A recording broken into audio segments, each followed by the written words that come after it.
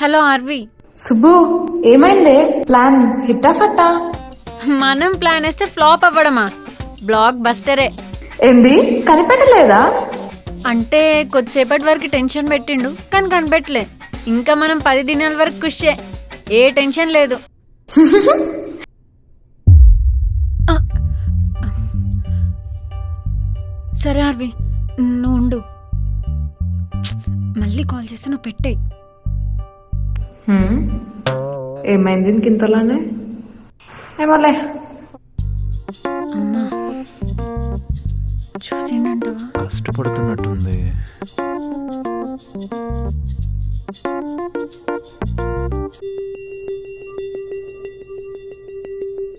తిన్నాక కష్టంగా ఉందా?